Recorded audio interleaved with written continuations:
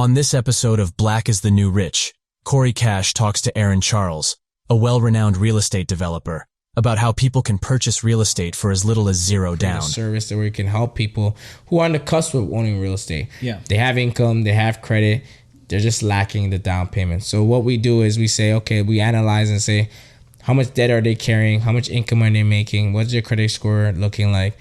If they're in a position where they're like good to go, they just need a little push. They just need a little push. If they're good to go, then they can put as little down as 0% deposit. Okay. Does this proposition sound too good to be true? Stay tuned to find out.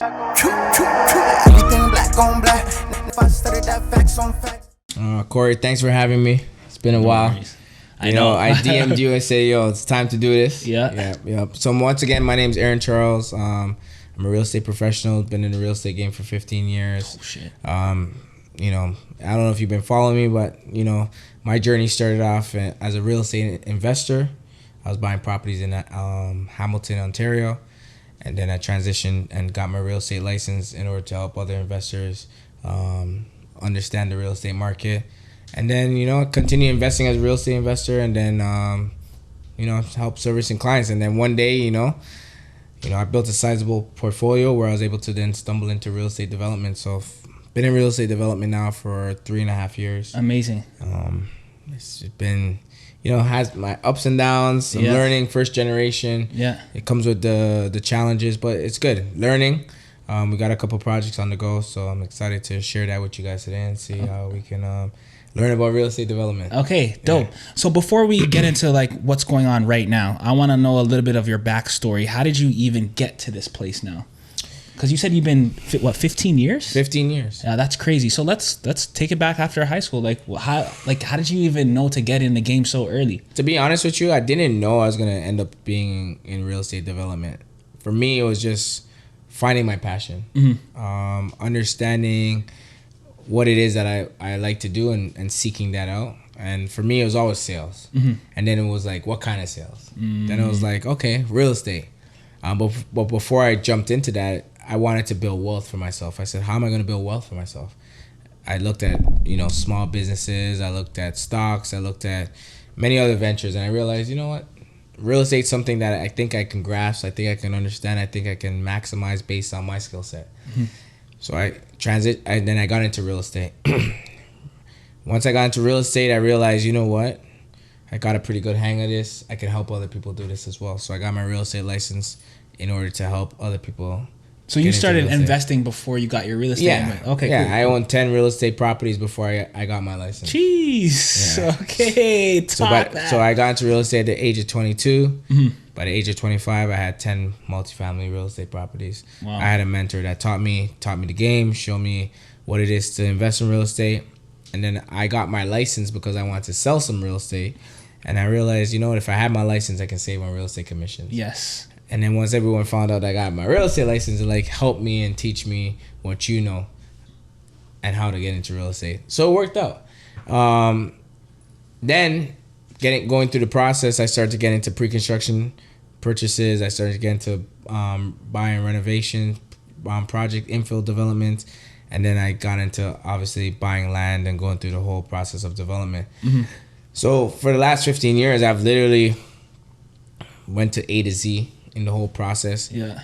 Most people don't get to see the full life cycle of real estate for the simple fact that, you know, it takes a lot of experience, it takes a lot of hard work, it takes a lot of dedication, it takes a lot of capital, and takes a little bit of business acronym as well to put it together.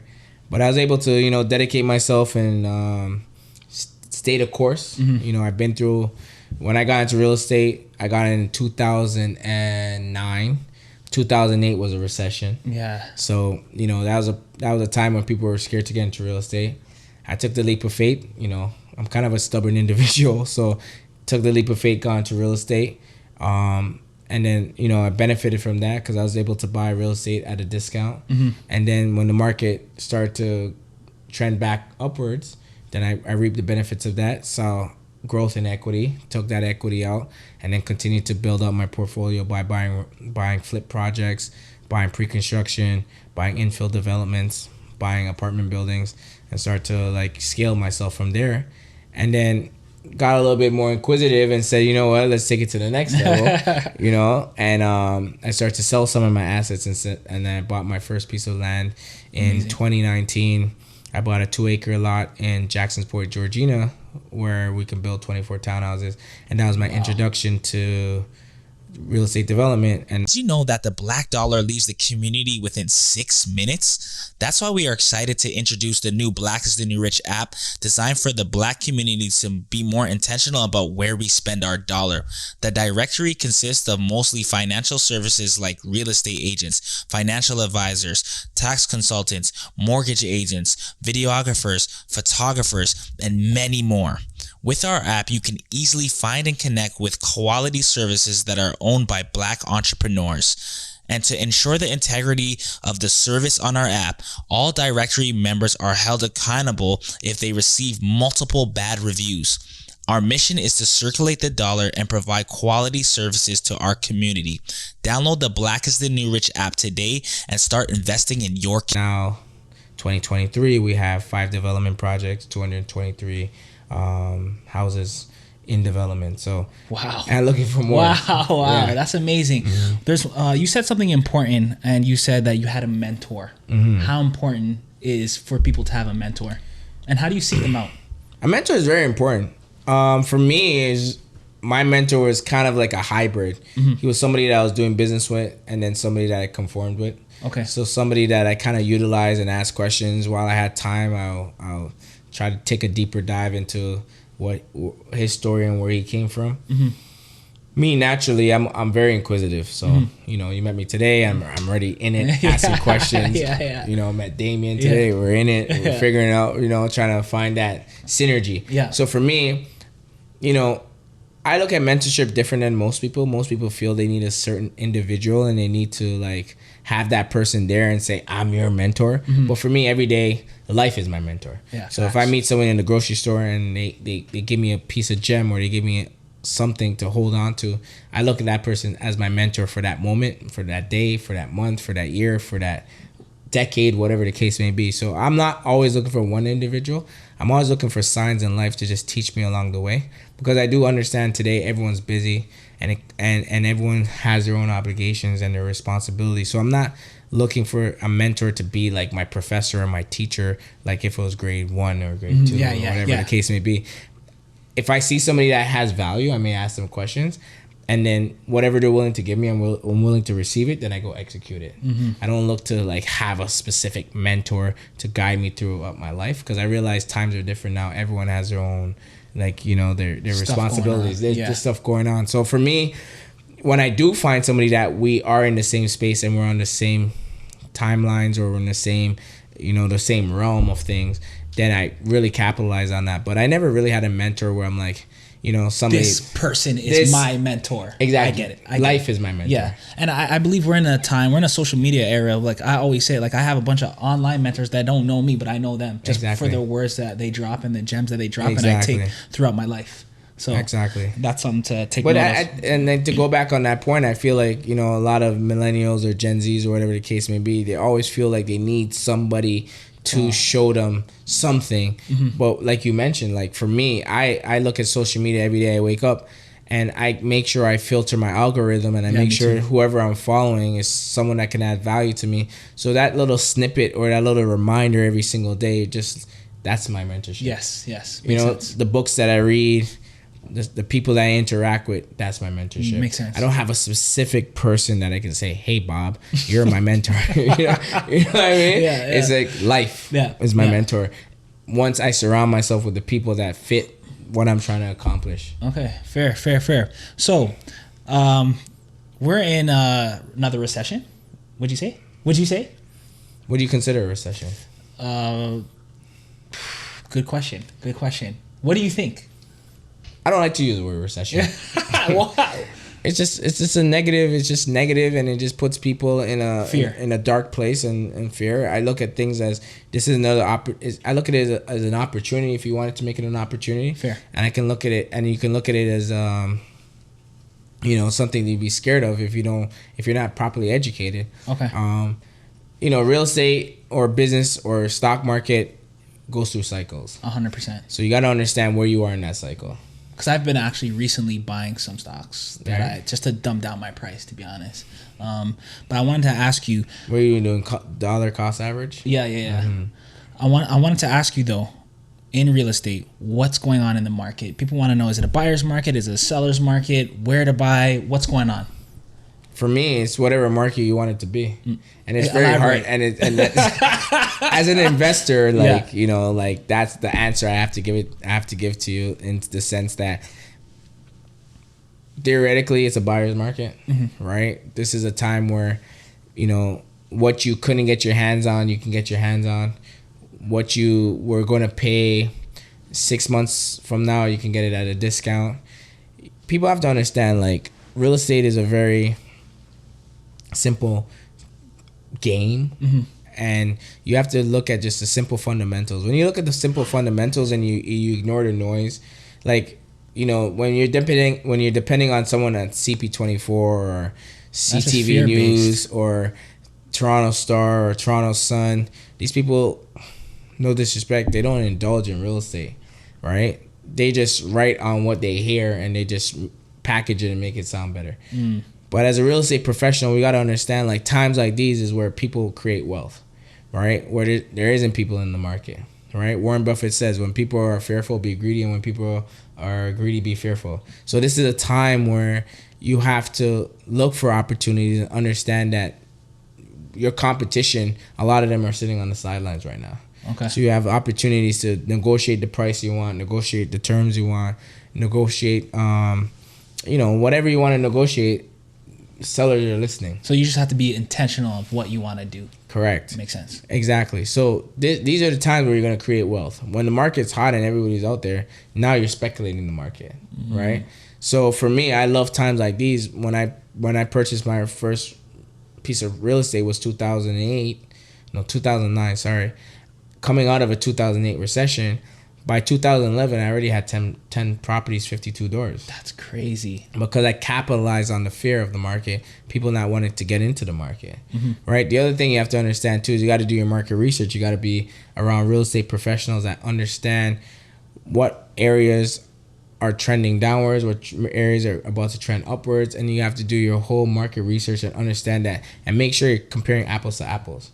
A lot of people want to just compare everything. Yeah. You got to make sure you know what product you're getting into. You want to make sure you know what asset class you're comparing it to. So there's a whole formula of things to do, but right now is a great time for people to take advantage of the market if they're prepared to. Okay. Right? If you're not prepared to and you're going to over leverage yourself and you're going to, you know, leverage your principal residence at 4.5% or 5% interest, you know, it may be a little bit expensive to do that, but it could pay off if you make the right move, right? Okay. So okay. I always you know, advise people to make sure you reach out to professionals, people like myself who've been in the market for 15 years. I've been through this is my second recession. I've been through foreign buyer ban. I've been through foreign buyer tax. I've been through a couple of things where I understand what it is to be in a slowed down market, and I understand what it is to be in also a hot market, and I know how to navigate through that. Okay, amazing. So lately, it's been spreading. The news has been spreading like wildfire, and I seen the headlines everywhere. Zero down deposit on a purchase of your home, and you are the man behind that. Am I? Yeah, that's what I'm hearing. That's what I'm hearing. That program sounds a little different from what I've been promoting. Yeah, can you elaborate on what's going on? Please. All right. So to clarify. Yes, clarify, please. To the people, it's not zero down. It's as low as zero. As low as 0% deposit. So what I've been doing with what my real estate profession is making sure that I always look back and pull the next person up. When I started off in real estate, I helped a lot of individuals get into real estate with little to no money down as possible. Capitalizing on foreign investors that bought real estate and were looking to dump real estate and didn't have the intention to actually close on this real estate in Toronto. So I had let's say 30, 40, 50 buyers that wanted to sell it at one particular time. And then I had a bunch of buyers that wanted to get into the market, but they had minimum down payment. So what I would do is I would negotiate deals with these individuals where I'll negotiate a 5%, 10% cashback, because these international investors, they wanted to just make a straight return on their capital. Okay. Can you explain that, the 5% cashback, for the people that are... Yeah, so basically, let's say a deal was $500,000, 5% down. We'll negotiate that. The seller will credit on closing the seller 5% down payment. Okay. So and then we will help people get mortgages at 95% LTV, and then we'll help them get the 5% down payment from the seller. Okay. So the seller will ultimately give them the down payment to purchase the property. Okay. But it's a win-win situation, because a seller will buy the property for $400,000. Now it's worth $600,000 or $500,000. So they made $100,000, $200,000. Just like that. So what is it for them to give you $15,000, $20,000, $25,000 to purchase this property off of them, right?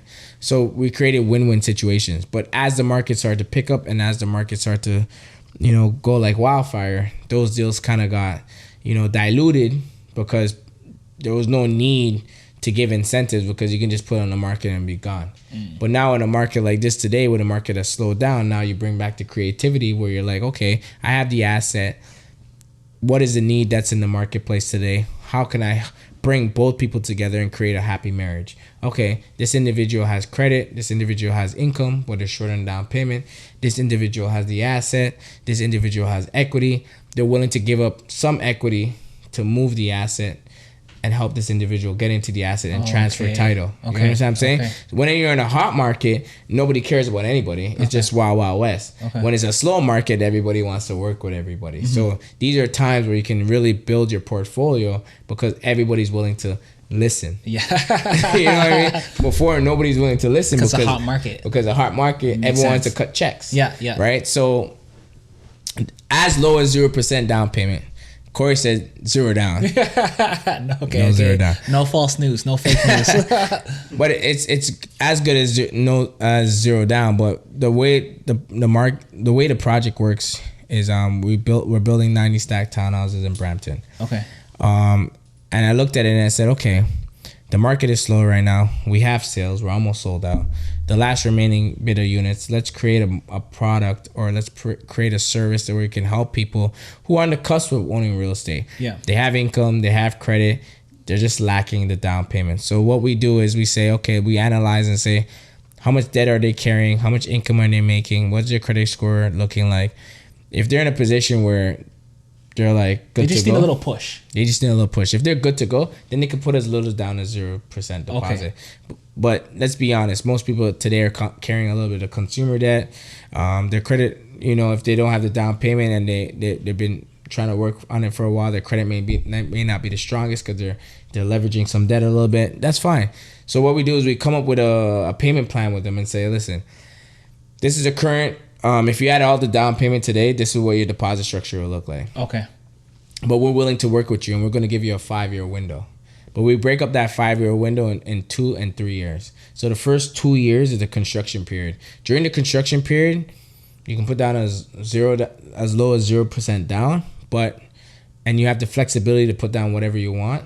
But in year 3, once the building is built, now we're going to put you into a fixed. Also, you have a certain payment that has to get paid. Correct. Okay. In year 3. Okay. So let's say, for example, we're like, okay, Corey, we gave you 2 years to save however you want to save, put down however you want to put down. But in year 3, when the building is built, we need to get you out within 36 months. Okay. So based on what you contributed, if it's 40 grand, we now say, okay, based on your 40 grand contribution, this is your occupancy fee, right? And now this is your savings plan. And once you abide to that saving plan, within 36 months, we know for sure we're going to get you in and out of that program. Okay, right? That makes sense. So it helps. And while you're saving for your home and you have control of your property, you're taking control of 100% of the equity. So if you bought the property for $800,000 and it's now worth $900,000, $950,000, even though you haven't put down the full down payment, you still get control of that $150,000 worth of equity. That's amazing. Yeah. Wow. That's amazing. I can't lie. Okay, dope. But the catch is this. Yeah. There's always a catch. There's always a catch. Yeah. What's the catch? What's the catch? No, it's not. The catch is pretty much like the financing partners that we're working with.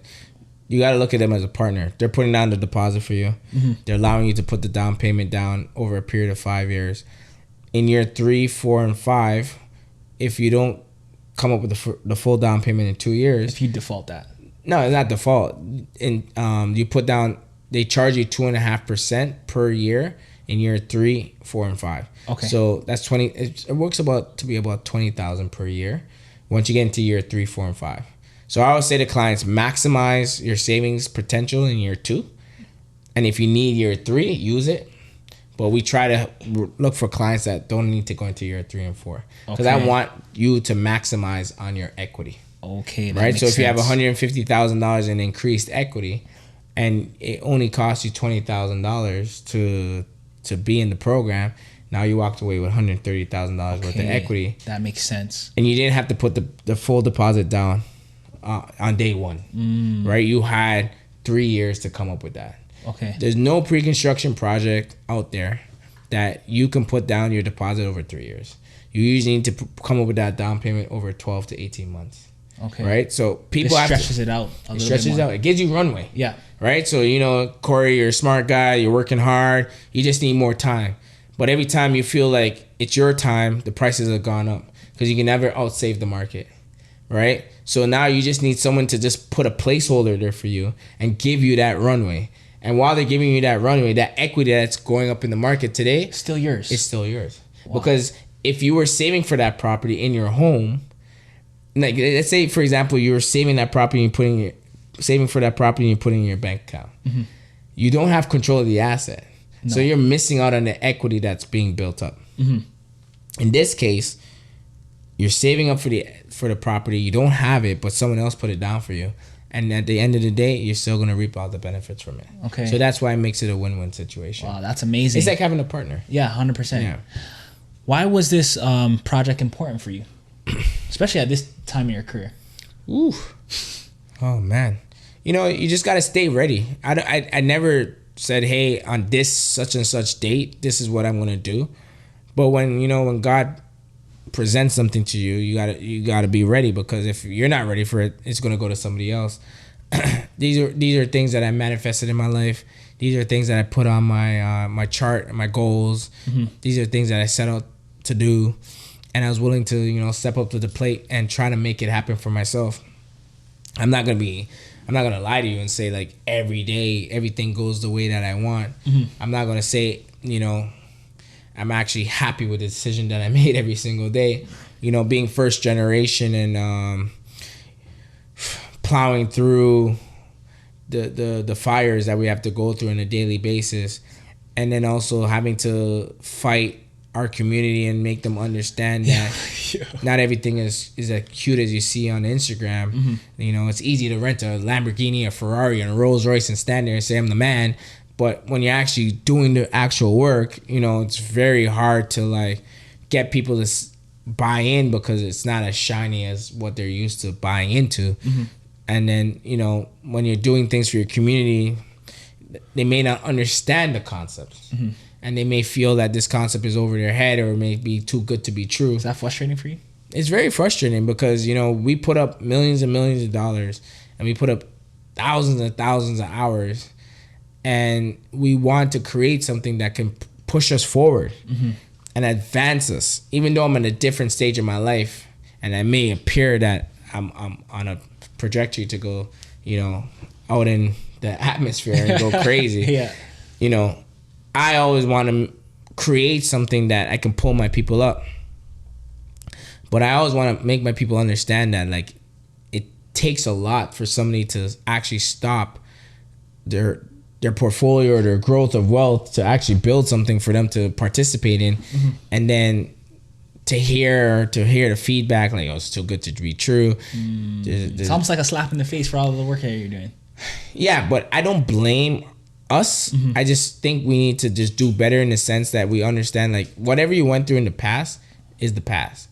Like I've been in so many business transactions and deals that didn't favor me, and I've been heartbroken and lost capital and whatever the case may be. But sometimes that's just God just saying, yo, you got to move on from this and move to something else. And then give me the strength to also build something that, I I can bring the masses. Like from when I started off, I was building one house at a time, then two. But I couldn't help my community by doing that. I was helping myself. True. But now that we're building 223 homes, that's like almost, let's say, $200 million worth of assets that we can transition into our community's hands. Yeah, that's you understand crazy. what I'm saying? So that's more impactful than me doing 2 houses. So God said, you know what? Off that, it's time for you to do something bigger and stronger. I'm going to stretch you a bit. Yeah. It's going to be uncomfortable. Yeah. You're going to cry. Yeah. You're going to feel like you're dying. Yeah. But this is what I need you to do to bring more people along with you, because what you were doing before was too small to bring everybody along with you. Mm-hmm. So now I need my community to understand, like, yo, we have to sacrifice together. We have to believe in each other. We have to go full throttle with each other. And I always say, like, you know, even if my product isn't cheaper than my competitor, I will get there. Mm-hmm. But it's what my cost is to get in. Yeah. You know, because you have to get in the door first. Because we're first generation. Mm-hmm. You know, I can't compete with a guy who owned this land beside me for 90 years. Centuries. Mm-hmm. But at the end of the day, I'm looking out for you, bringing programs, strategies, and opportunities for you to get into this asset. And if I may be $5,000-$10,000 more expensive, it will balance itself out in the long run. Yeah. Real estate has 3 things. I always tell people it's access, terms, and location. Right? So one of those 3 things. So if you don't get the price that you want, at least you can get the access. And if you can't get the access, at least you can get the terms that you want. Yeah. You know what I mean? Something along those lines, right? You don't need to have all 3 of those things add up, right? So for me, it's like, Corey, I'll be honest with you, like some days I'm like, why am I doing this? Yo, honestly, I'm in the same, even sometimes with this stuff too, it's like, it gets a little, I would say, overwhelming. It's overwhelming. It's overwhelming. Because I too desire certain things in this world. Yeah. Right? But you just feel like this is your God's mission right now. Yeah. Like sometimes my overhead monthly is the cost of a Lamborghini every month. So for me, it's like, I just want people to understand that, like, but I've done everything that I need to do. Yeah. Like in real estate, on a personal level. Mm-hmm. Had the high-end cars, 6-figure cars, you know, lived in a mansion already, like lived on a golf course, 5,000 square feet home, like, you know, had an R8, had a Porsche, 911. Like, let me ask you a question though. Having all that, is there still a level of unfulfillment? Yeah, for sure. Explain that. Why? Because to me, once you get into those things and you experience those things, you realize, like, it's just stuff. You know, it's just stuff. Like, you know, when I drive through Jane and Finch and I drive through parts of the city and I see kids struggling, like tomorrow morning, like I'm going to school, grade 4, 5, 6, I'm speaking to them, and then you see the children and you see the hunger in their eyes, and they need this information because their parents just don't understand it. They come from Metro housing. It's like, man, I was that kid once. I was that snotty-nosed kid once, sitting down there, eyes up, just like, feed me more. I need to know what this life is all about. You know, our parents work hard. They immigrated here. All they can think about is, you know, and all they want to do is just pay their rent, you know. They don't want the embarrassment of being kicked out and on the street. You know how it goes. So they don't have the time and effort to, like, research and figure other things out. So for me, if I can be that guy that can come in and say, listen, kid, young pup, like, yo, that gang shit may look cool, you know, that quick money may look cool, but here's the repercussions of it. I have friends, I have people that I know went through that route. That's the outcome. But here I am, who could have won that outcome, and I'm living the life that you wanted to, that you actually think that you want, or that's what you want. Like, whatever the rappers are rapping about, like, you can go this route and have it safely. You don't have to look over your shoulder.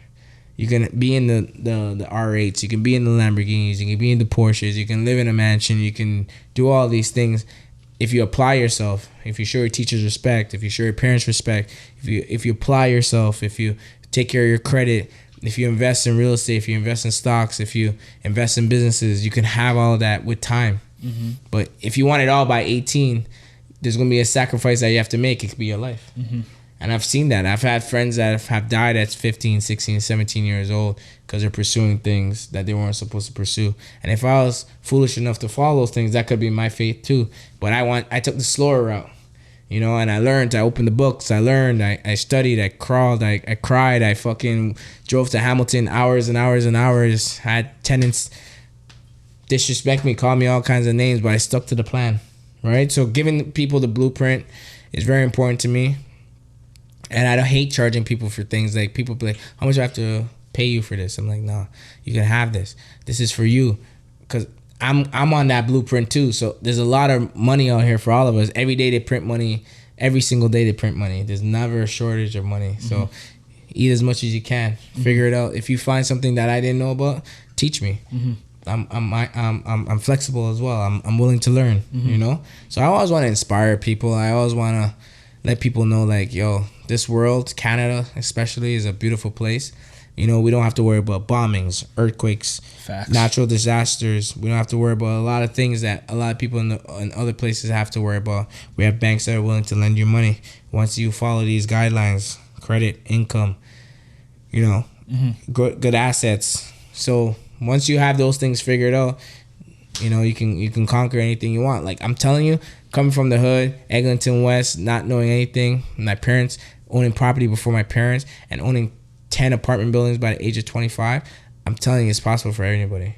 And I only achieved those things because I wanted to achieve those things. So once you lock in and focus, like, you know, in my early 20s, I didn't go partying, I didn't go clubbing, I didn't hang with friends, you know. I was just locked into my job, working at TTC, using my job and credit to buy real estate. Before I looked up, by 25, I had 10 properties. Jeez.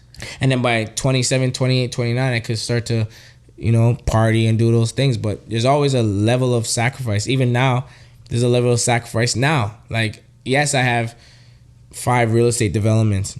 Yes, I've had Porsches, R8s, all those things. But now I'm in a stage in my life where I'm relearning. So now I'm back to how I started, where I don't go out anymore.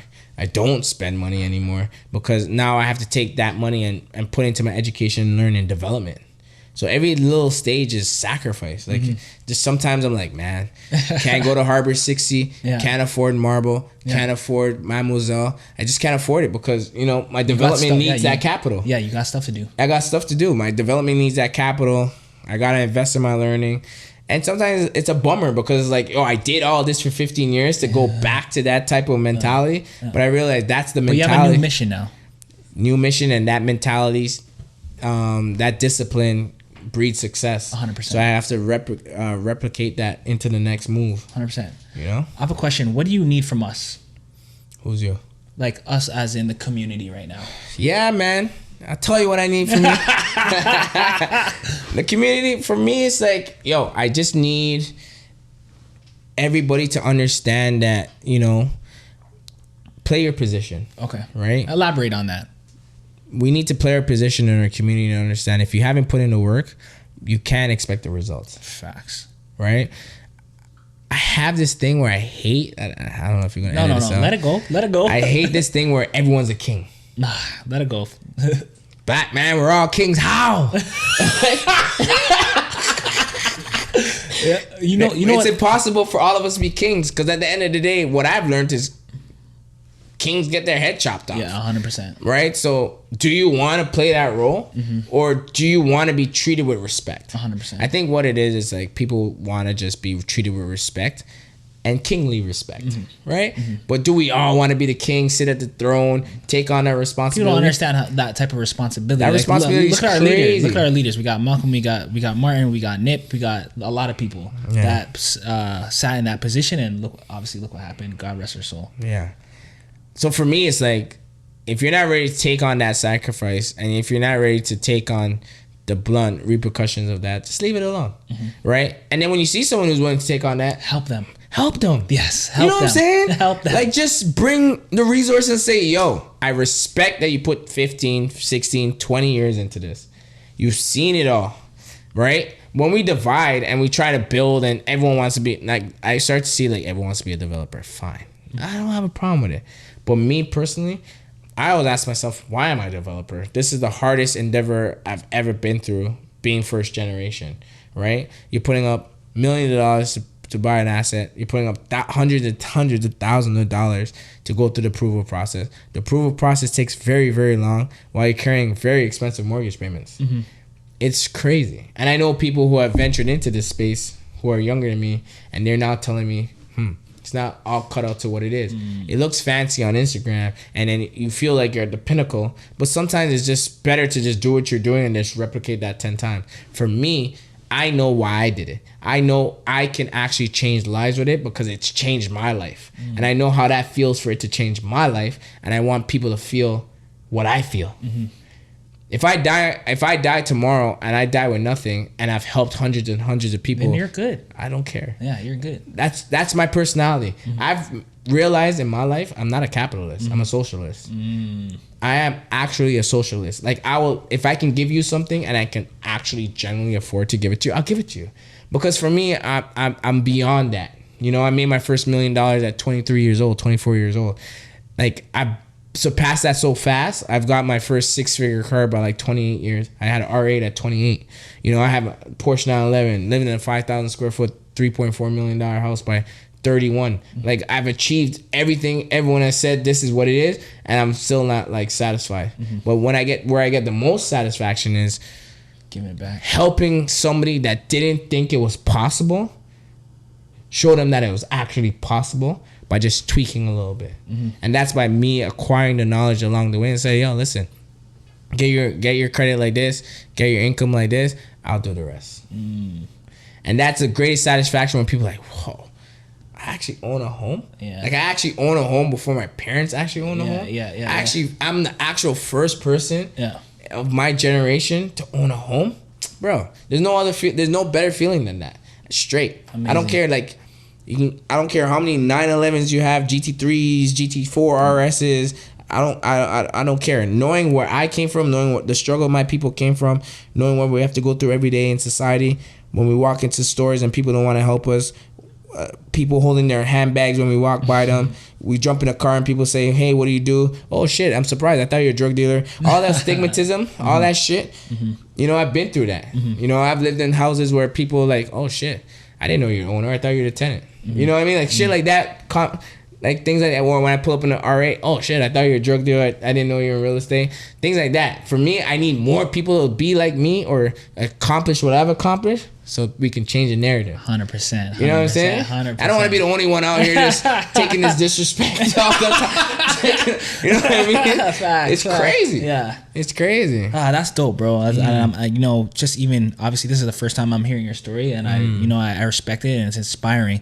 Can you talk about the different ways to invest in real estate? Yeah, man, real estate's a very broad topic. You know, for me, you know, I break it down into two sections, like residential, commercial. In residential real estate, you know, there's your typical, you know, most people start off by purchasing their principal residence, and then they transition into, you know, after that they refinance their home or sell their property. Most people refinance, and then they buy their second property. Usually that's a duplex, and then they repeat that cycle. They go into the triplex, then they go into multifamily, and then they try to get as big as possible. And then there's commercial real estate. There's shopping plazas, there's apartment buildings, there's land development, and that's more for like people who really want to take on that more sophisticated role. But you know, just work with a professional and understand everything that you're getting into. A lot of people, they just jump into things because they heard someone talk about it or they think it's a good idea. I just think it's very important to just do your research, seek out professionals that know what they're doing. You know, I've been in the business for a very long time, and I still seek out help from other individuals, you know, because I don't know it all. Like, you know, I haven't purchased a warehouse yet. I haven't purchased, like, you know, agricultural land. Yeah. But I've done a lot. Yeah. I've done mostly everything that I can in real estate. And now I'm, like, you know, finding where I want to stay at. You know, sometimes you got to go all the way and then say, okay, I don't want to go all the way there. I'm trying to find my lane now. And then, you know, I'm 36 years old. Started when I was 22. Time flies. But, you know, I'm here now. But anyone getting into real estate, I would say, you know, I heard this quote. It was like, sometimes the slower you go, the further you go. So don't rush things. Just one at a time, 1 foot before the other, and just make sure you understand what you're doing, and make sure, and especially in our community, we have this prideful thing of we don't want to ask anybody, but then we say we phrase it by we don't want to bother anybody. Mm-hmm. But it's not that. Mm-hmm. You got to ask questions. You got to make sure you seek out people that are willing to help you, because my mistakes, you know, the 15 years of my mistakes and my wins are things that I can help you, Corey and Damien, like avoid. Yeah. I can be like, yo, don't do that. Yeah. I did that. Okay. You know what I mean? Fair. Like, and that's needed. It's needed, because we're now like filtering through and getting to the point where we're reaching perfection, right? And it might not be with you. It may be with your kids and your kids' kids. Yeah, exactly. And where they can say, yo, Uncle Corey, I seen him go through that. Uncle Corey put me on game and said, hey, look out for that. And they refined the blueprint, and then now we're seamless. Okay. Like other communities where they know what they're looking for, they know what areas they're looking for, they know where they specialize in, they know what type of financing they need, they know everything, they know exactly what they're going after. Okay. For us, we're still trying to figure out our stuff, so we're taking a little bit more risk than we need to. Okay. But it'll come. Okay. Let's talk about collaboration, because I do feel our community could be a little bit better with collaboration. Mm-hmm. So let's say like I see other communities, they'll have maybe like 4 friends come together, boom, buy a crib. What do you can we do better at that, and what do you even think about that? Yeah, for me, like when I built my portfolio, it was all about collaboration. It was all about joint venture. You know, what's the different ways that we can collab in real estate? Mm-hmm. Yeah, so sometimes, you know, like in order to buy a property, you need 3 things to happen to you. You need credit, income, and access to real estate. Okay. So sometimes someone may have access, but they don't have the credit, they don't have the income. Sometimes someone may have the income and the credit, but they don't have the access. So you got to find out what everyone brings to the table. Okay. It might be Corey has the access, Damien has the credit, I have the capital, and we do a 3-way, 33, all the way through. And that makes sense. And we're good. It's better to have 33% of something than have 100% of nothing. Yeah. Right? So for me, it's like, and then you also have the comfort of if something goes wrong, there's 3 people to help each other out. Mm-hmm. Right? So for me, collaboration is in everything that I do. I'm collaborating, even on real estate development. Mm-hmm. It always feels good knowing that you're going to battle with somebody beside you that has the same interests. 100%. But the scary part is most people don't know how to protect themselves, right? So you got to make sure you have, you know, when you're building real estate, you want to make sure you have a good mortgage agent, a good lawyer, and a good accountant. Okay. Right? Don't go cheap on the accountant. Don't go cheap on the lawyer. Maybe you can go cheap on the mortgage guy. I'm kidding. That's a shot to my mortgage guy. But I love him. But those 3 things really make the machine really work. Okay. Because your accountant's going to make sure you're paying your taxes. Your accountant's going to make sure you're organized. Your lawyer's going to make sure you're protecting yourself in your partnership agreements. I've been in situations, but I've been screwed over by partners because things weren't documented, and then it becomes a he say, she say conversation. And then sometimes based on whoever the judge or whoever wants to believe whoever, if they have a better story because they're a better, you know, liar than you, then you know, shit can really mess you up. But never get discouraged. Everything you go through in life is a lesson, and I always believe, and I'm a man of faith, I always believe like God is always gonna steer you in the right direction. Sometimes he's gonna, you know, rip the Band-Aid off and it's going to be some pain, but he wants to take you away from a situation. 100%. So I've been in situations where, you know, I've collaborated and it hasn't worked out in my favor, but then I've been able to then transition or pivot into another situation that's 10x me. Mm-hmm.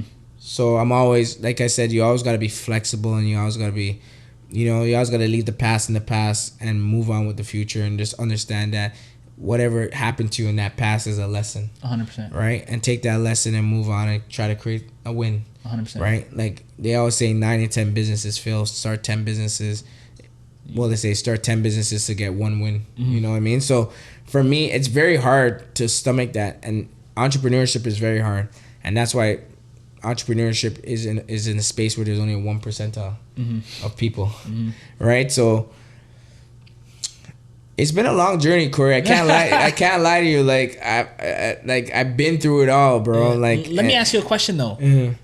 In your 15 years, right? Because we always like a lot of people, they talk about like, you know, what they've been through, their successes, but I'm going to ask you a specific question because I feel like it's important for people to know. In the 15 years of your real estate career, what would you say was your biggest loss and how did you bounce back? I need a break.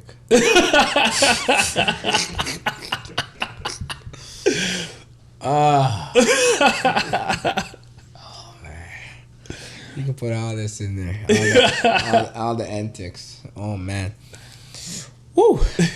You know what's so crazy? I never really publicly spoke about this, but during the pandemic, I was working with my ex-business partner, and this was someone I trusted. This is someone I guess I had some love for him, but it's hard to say now, you know? Yeah. I had some love for you, motherfucker. But yeah, man, it was a situation where it was like, you know, the sky is falling, everybody saves themselves, right? The pandemic came. Justin Trudeau got in front of CP24 on some mics that looks just like this and said we're shutting down the airports. People were getting laid off. People weren't. There was a lot of uncertainty with where people are going to be. It's like Armageddon. Mm-hmm. And I had a lot of projects on the go at that time, and you know, I had a lot of my personal money out there. I sold a lot of my assets to pursue this venture. So I was buying, renovating, and flipping houses. Mm-hmm. But they weren't like small rentals. They were like additions, underpinnings. So the budgets were like $300,000, $400,000, $500,000. Mm-hmm. One house, my budget was like $800,000, and they were good. They were passion projects. They were downtown Toronto, you know, good locations, you know. And the pandemic came, and you know, investors that I thought were my friends and partners that I thought were my friends, you know. Me being the ambitious person, you know, I was doing everything through my corporation. I'm like, oh, don't worry, I'll get the mortgage. Okay, I'll take care of that. No worry. All right, I'll come out of pocket. I'll take care of that. You guys pay me back later. I was very giving person because I had it. Mm-hmm. You know, I sold 10 assets. You know, I had a couple $1 million. I was just like, you know, I got it. I'll take care of it. We'll fix up at the end, whatever the case may be. We'll take care of it. You know, then we went to the permitting process for some projects. There were some delays on those projects, and you know, this was the first time going through certain things, and you know, when our architect says it's going to take 6 months, it ended up taking a year. But long story, I don't want to get too long-winded on it. Then the pandemic came. When the pandemic came, we had a couple unfinished houses, and you know, these investors were told by my business partner that you know. Don't come after me. Come after Arron. Everything is in Aaron's name. Mm-hmm. I don't know. Figure it out. Mm-hmm. You know, and you know, then they launched a lawsuit on me. Oh, you know, so the lawsuit was like, you know, it was about a couple like 7 figures, mm-hmm. and I had to go through that process. And then when I got, you know, proven that, you know, there was no ill will, no bad intention, there was a lot of damage that was done. So I say all this to say, you know, you got to be careful with when people see that you're building something, they want to be part of it. But then when adversity comes, most people aren't built to handle the adversity because they weren't even there to help you build it. 100%. Right? So they don't even know how to hold it when... And they kind of get panicked too. They panic. They're not. They don't have the stamina. They don't have the muscle memory on how to manipulate and move things around. But I also say, like, it was God. Like, I always believe, like, it was just God just preparing me for the next move and showing me that this individual wasn't ever meant to come with you. 100%. But because you're so deep in with this individual, you're going to feel some pain to come out of it. But trust me. Right? So I always make sure, like, everything that I do in life, like, I hold my faith. Because between me and you, Corey and Damien, like, we don't control our destiny. 100%. We don't control when we wake up every single day. We don't control what happens to us. Like, it just takes one day to get news that you're sick. Mm-hmm. It takes one day to get into, knock on wood, a car accident or something fatal happens to us. So we always got to give thanks and understand that God has something written for us. And if he has us still moving and grooving, no matter what happened yesterday, it's a blessing, because he could have just took that away from you while you're sleeping. You know what I mean? So I always make sure that I take the time to not question God, and I take the time to just work his plan and understand that he may see things that I don't see, and sometimes I just can't question it. And sometimes I have to just go with how things play out. And I also understand that money is just money at the end of the day. You know, if I give you $10 million right now, do you think you'll be a different person? Like, no, you won't. You will have moments of, I'm turning the fuck up. Yeah. But it's like, you're always going to venture back to who you are in the core. And I think that's what I got hit with. It's like, yo, I partied it all out, been to Dubai, been to Qatar, been all over the world, drove all the cars, lived in all the houses. But who I truly am is, I always say I'm the people's champ. Like, I want to see that kid who doesn't know that in 5 years he has to figure out something. Right now he thinks it's all fun and games, but when you reach 18, life's gonna smack you and say, yo, little man, like, what you bring to the table? You ain't bring nothing? All right, get out of here. You know what I mean? So I want to hit that kid early and be like, yo, when life comes to you and says, what do you bring to the table? You're gonna be like, yo, I know what a mortgage is. I know what it is. I know what LTV is. I know what credit is. You know, I know the game. Where people be like, all right, come in. Yeah. Versus like, what are you talking about? Get out of here. Dismissed. You know what I mean? On the street, police picking you up, and then you go through that system. So for me, I was that kid, bro. Like, I swear to you, like, from age like 15 to 19, I didn't know what the hell I was gonna be, bro. I think my brain was empty. I swear. I don't know what I ever thought about. I don't know. I just linking up with friends. Spin on some Hennessy once in a while. You know, I smoke a little blunt here and there. Like, talk about when I got a Benz. I don't know how the hell I was gonna get a Benz. You know, hood dreams. So, but when I really stepped away and I realized, like, got focused. God has given me a talent. God has given me a level of comprehension and a level of understanding. I need to apply this to something, you know? And it took my friends going from, who are in University of Toronto. I just finished high school. I didn't go to university. They went out to Hamilton on a school trip, and they were looking at real estate. I had a car. They didn't. They were students. I was outside. So I had a car and drove out to Hamilton, and I got inspired with what they were doing, and here I am in real estate. Wow. 15 years later. That's amazing. Yeah. So let me ask you a question. This is a question that we ask every guest, right? And for the first one, you don't have to say any names. What's the best advice you received, and what's the worst advice you received? Best advice I received. Oh, the best advice I received is honestly the best advice I've ever received in my life. And does it have to be short? I could go tell a story. Go ahead. Story time. This was a good story because my mentor at the time, his name was Joe, and he lived out in Hamilton, and he was perceived to be the king of Hamilton. He owned 100 apartment buildings. I would say 100. I don't know if it's 100. Maybe it could be like 95 or 99. I don't know, but honestly, Joe was a good guy to me. I don't speak to him as much as I should now. Maybe after this podcast, I should call him because, you know, when life gets busy. But everything that guy has taught me in 2009 to about 2012 has stuck with me. I haven't changed my philosophies, nothing. And it was just advanced learning at a very early age. I remember I was doing a deal with him. And I don't know, man. We're humans, right? I got a little chicken. I can't lie. I was on my fourth property. I'm like, man, Joe, I don't know. And Joe has helped me get to my fourth property. Like, he helped me look at the deals. He helped me structure the deals. He helped me get the financing. He connected me with his mortgage people. He connected me with his private mortgage people. He connected me with second mortgage lenders. Joe had a hand on my growth. And even at a point in time, I was property managing Joe's properties, where I was going around every month collecting rent, knocking on the door. Hi, do you have your rent? Okay, leave a note. I was here. Come back. You know what I mean? I was that guy. Yeah. But I really wanted to just, I'm a person like, if you do something for me, I'll do something for you, and I don't care what it takes out of me energy wise.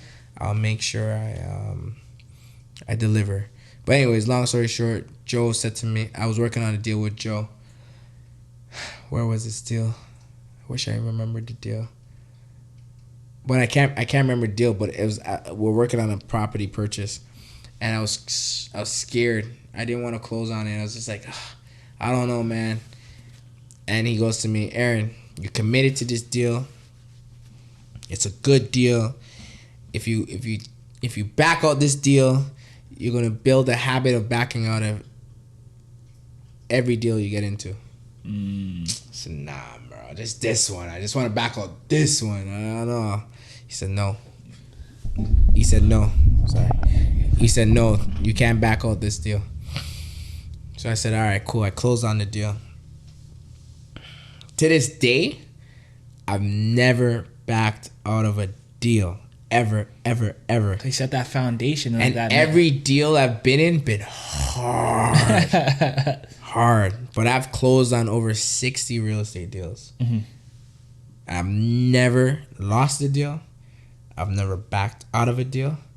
I've always found a way to close a deal. Let me tell you how crazy that teaching was.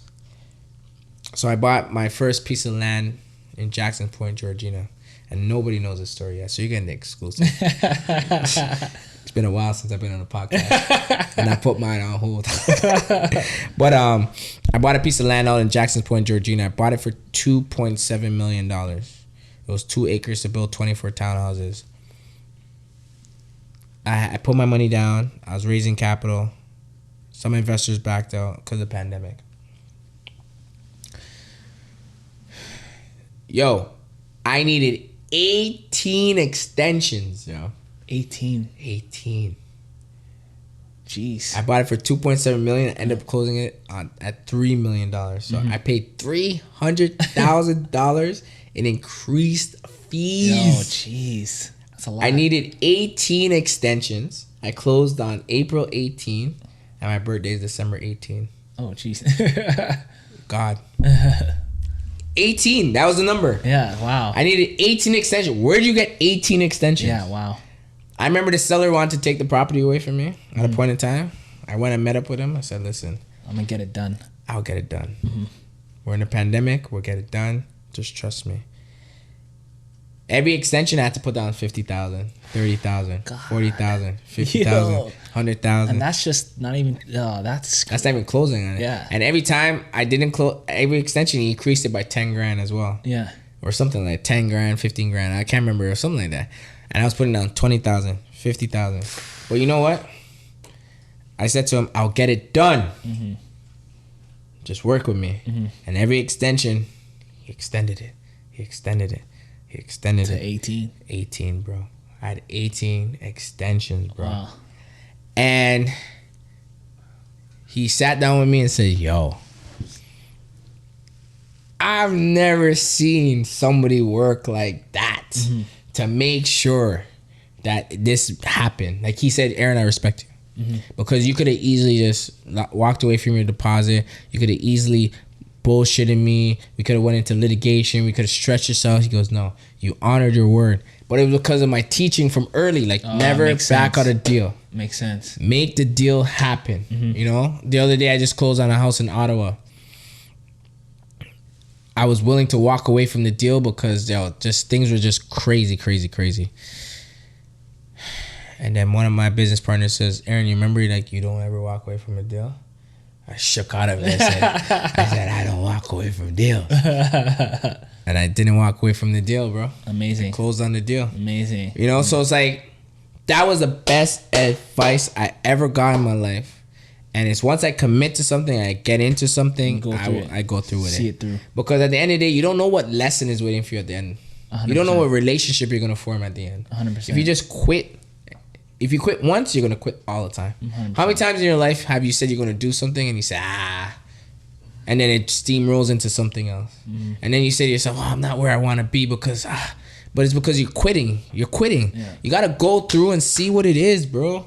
I've never lost a deal. I've owned over 60 properties, close on land deals, 60 million, 20 million, 15 million. And they're all hard.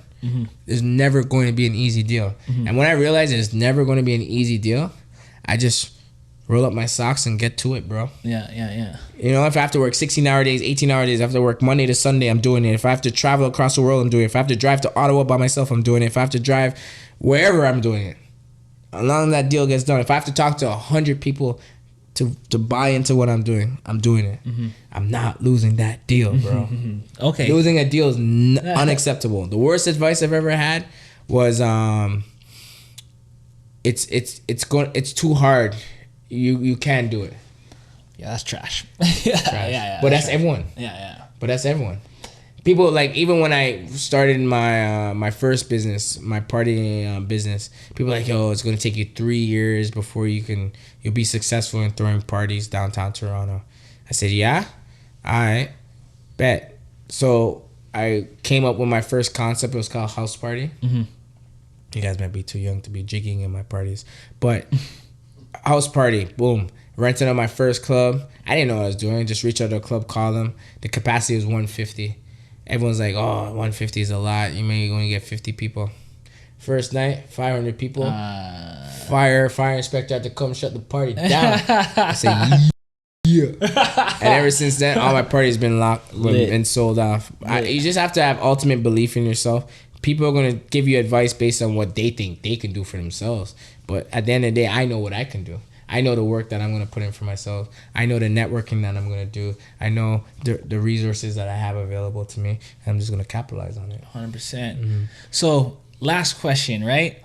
On the show, we like to make predictions. So, in 5 years, I want to say, yo, Arron did say he was gonna do that. Where do you see yourself in 5 years? Oh, man. It's a tough question. Wow. 5 years, where do I see myself?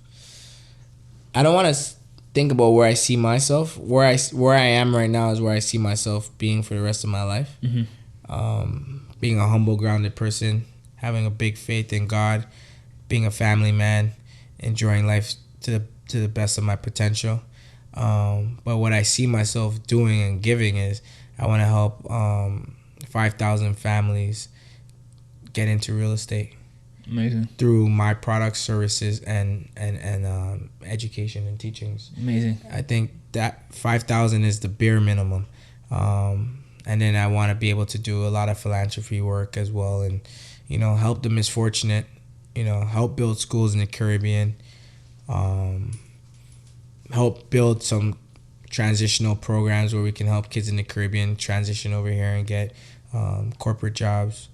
And just live a better life. I was that country boy in Trinidad, chasing goats and chickens and that's crazy. climbing mango trees and that's crazy. Playing with slingshots. Yeah. That was me. I was a country boy. I'm not gonna lie. I was born in Trinidad. Yeah. I grew up in the country, and the beach was a 100-meter dash away from me. I used to fish. I used to do all these things, and now I'm in Canada, developing, doing corporate shit. Yeah. So for me, when I go back and visit my siblings, because I have siblings that still live there, I'm like, man, the only difference between me and you is that I got the opportunity to come over here and create something for myself. And then I look at all the young boys and girls who go to school. They wear their uniform. They got the bow in their hair, and I'm just like, have you been to Caribbean before? Yeah, Trinidad, but I was 2 years old. Okay, so you grew up here? Yeah. You grew up here too, Damien? Yeah. Okay. When you go to Caribbean, you see these kids that are disciplined. They're well groomed. They're all in the same uniform, and they're happy as hell, and they don't even know that Their conditions. You know what I'm saying? Mm-hmm. And all they need is an opportunity to just come over here and excel. The school system there is very strict. Mm-hmm. The kids are very advanced. They learn well-mannered. They're learning mathematics and English and Spanish way ahead of these kids here. These kids here are pampered. Mm-hmm. Oh, you don't want to learn today? Okay, fine, don't learn. Over there, it's nah. If you don't pass your exam, you're failing in grade 3 and 4. That's how it is over there. And these kids, and then when they come out of school, there's no opportunities. So I would love to bridge the gap and transition. Because they have the foundation. Bro. Kill it over here. They have the foundation, bro. Mm-hmm. You know, so I want to be able to bridge that gap. And you'd have a camp. Holy, you would have some soldiers. You know what I'm saying? Yeah. Bridge that gap, bring them over. You know, they love to work hard. They're very humble and grateful. You know, and, you know, like, I always see, like, when they say immigrants, 500,000 immigrants per year coming into Canada, I don't see them coming from Trinidad. I don't see them coming from Jamaica. You know, they want us to do strawberry picking and stuff on the farms over here, and peach picking and pear picking, but they don't want to put them in position. Yeah. So, Corey, Damien, are we going to put them in position? 100%. Or what are we going to do? 100%. We got to take care of our people, bro. Yeah. Because if we don't take care of people, who's going to take care of us? 100%. And we're all going to get old. And that's the thing. Like, even for, like, you know, the purpose of this podcast, like, I'm so tired of even hearing from our own people, and I hate to say it, is like they're begging for equality from someone else. Yeah. Like forget that. Yeah. Like, let's take care of ourselves now. Yeah. We got to take care of ourselves. You know? Yeah. I'm not asking anybody to change their own rules in their own game. Yeah.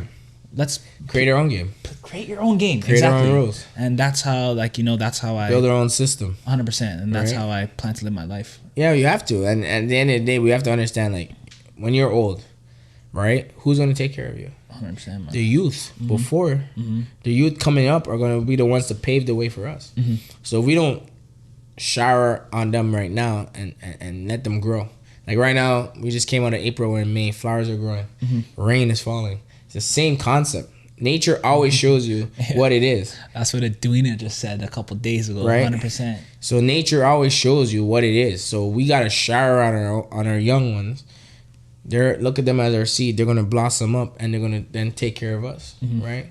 So we have to make sure that, you know, everything that we're doing, like for you, you're in the podcast game. Find some kids that you can teach and just show them the game and show them how to set up and show them your voice is important. How to run their own media. And control their own narrative. Yeah. Control their own story.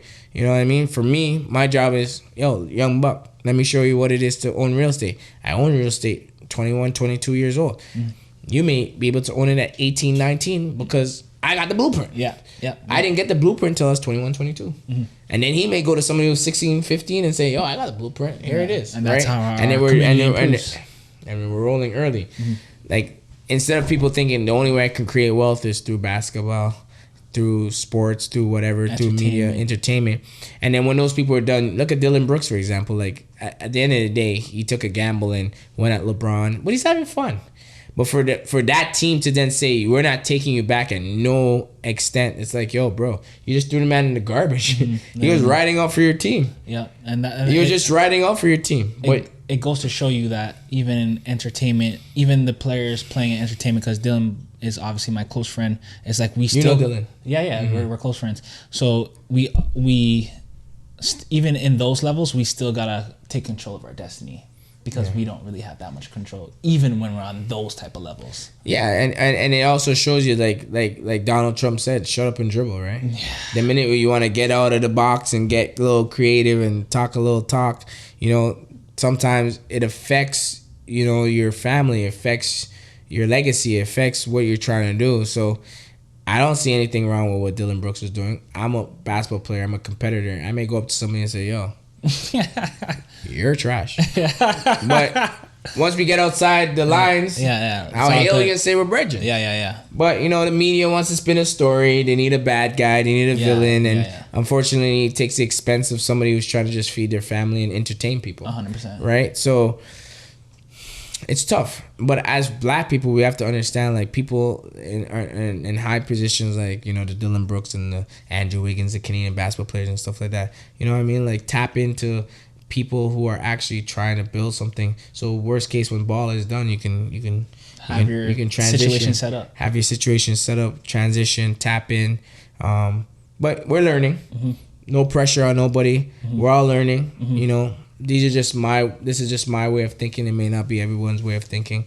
But there may be some truth in what I'm saying because I've been through it. I'm 15 years in the game. I've seen it all. I've had my highs. I've had my lows. I've seen the bottom. I've been through depression in this business. I've been through heartbreak. I've been through disappointments. I've been through it all. I've been through disloyalty. I've been through it all. But I'm still standing here pushing forward because this is actually my passion. It was never about money for me. 100%. The money is just a bonus. 100%.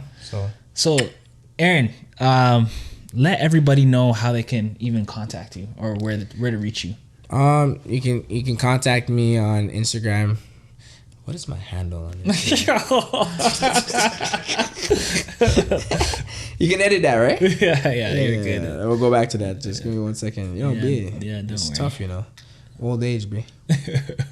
What's my handle, Okay, there we go. Ask a question again. Okay. Arron, let everybody know where they can contact you. Yeah, so I'm on Instagram. You can find me on Instagram. It's AarronCharles.gtd, or you can email me at aaron@gtdgroup.co. My website is gtdgroup.co. Or you can hit up Corey and say, hey, where's that cool guy that was in your podcast? And he can forward you through, Okay, absolutely. So I just want to thank you for obviously coming on the show. I know you're a busy person, and I just want to let you know anything that you need from us, we're willing to push, because obviously I resonate with your story, because even us doing this is trying to better our community. Right. So I just wanted to extend that door open, and No, I just want to say before you exit, it's like, no, honestly, I reached out to you because, one day I was up like 4 or 5 in the morning. I'm like, yo, Corey, it's time. I need to get on this podcast. I love what you're doing. And when we met at the gala, you were talking about it. But, as things, people, everyone gets busy. And you may not even think like, this guy will want to come on my podcast. For me, I love what you're doing. I've been watching what you're doing. Thank you. I'm a little sad you're not wearing the black is a new rich hat today. This guy's wearing some LA Dodgers stuff. I don't know what that is. But, we appreciate you. Thank you. We love what you're doing. I followed like 5 people off your podcast. Just clicked on their stuff. Just follow them based on what they're saying. We need this voice. I hope you can grow this to be as big as you need to be. And wherever I can help, let me know. Whatever comes to your mind, whatever. And then if real estate's something that you're passionate about, you want to learn about real estate, tap in. We can monitor the whole process. If you want to, document your process on your second or third. That'll be lit. Yo, I'm here. Yeah, okay. We're here. We have the resources. We can help you. Anything you need, just let me know. Thank you. Just message me. Don't feel shy. We're boys now. I've spoken to your mic, so you own me now. Thank you, brother. Loves, brother. Loves.